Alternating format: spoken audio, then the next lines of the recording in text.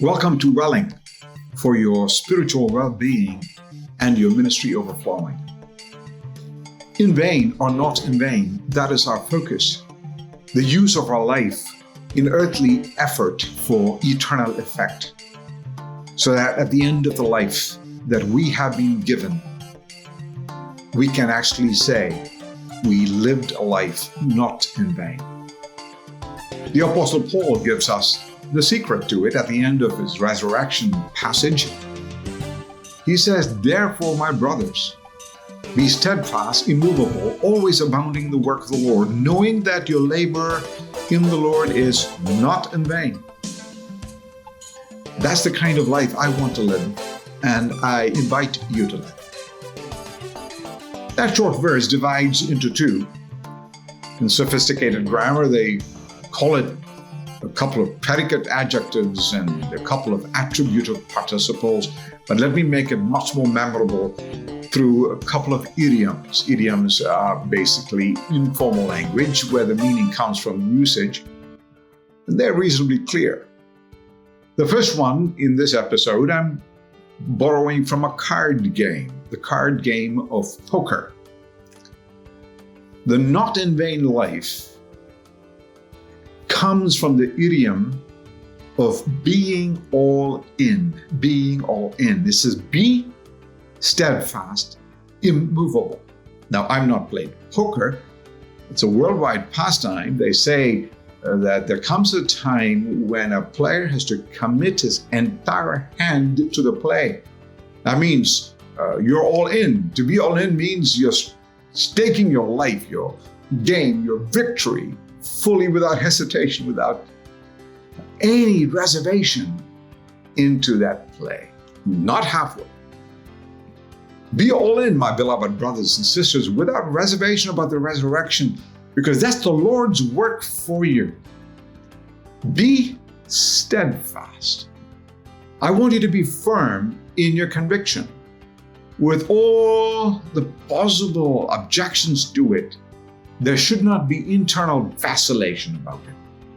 And then the second word, immovable, almost synonymous in terms of external opposition, internally and externally. We can be confident about the resurrection because we have the only historically resurrection verifiable through eyewitness experience of the empty tomb. That's one. This is a brute physical fact. There's eyewitness testimony to the empty tomb, the immediate testimony of the women who went and saw the empty tomb when their testimony would not be credible in court. That's what the gospel writers use. If they were making it up, that would be the last thing they would do. And the ultimate testimony of martyrdom itself, because people were dying for what they believed to be true. Eyewitnesses, eyewitness transformation as well by the empty tomb, where the writer themselves, the family of Jesus, that of James, the half-brother of Jesus, the Corinthians who were transformed, the Apostle Paul who was transformed, you, myself, we were all transformed of the life, the living God.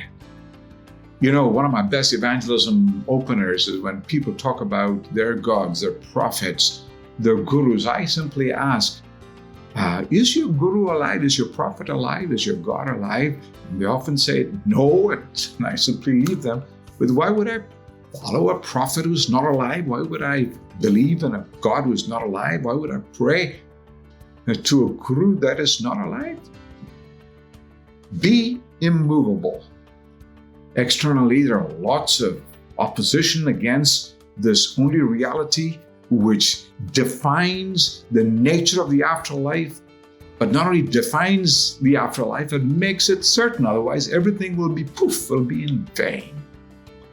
Once you're all in, committed to the resurrection of the Lord Jesus, you'll be firm about your own resurrection and others' resurrection. You won't be fickle or capricious, regardless of persecution and departure and harassment, whether by philosophy or theology or natural disaster or oppression of any sort. The Corinthians felt that. But they were all in. And Paul says, be all in, be steadfast, be immovable. I've often said in public engagements with non-believers, I would say something that'll shock them. I say, if it wasn't for the resurrection of Jesus, I would be, let's say, a Buddhist. Because all religions have some, ethical value, but the only redemptive, salvific offer comes from the resurrected one. Some time ago, we brought all the then present pastors in Syria across the border to Lebanon.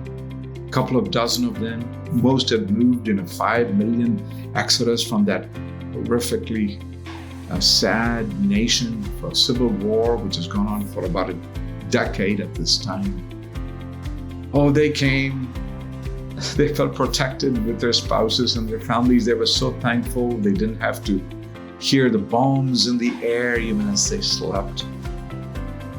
They could have left Syria, but they sensed that they needed to stay there. And they said, we had to visit with our own family. And they decided, we will be in this together, we will stay in this together, we will die together if that is needed, because we are confident that we will rise together.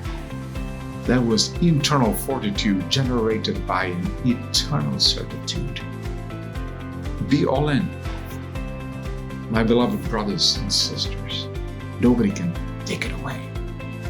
And you will live a life that is not in vain.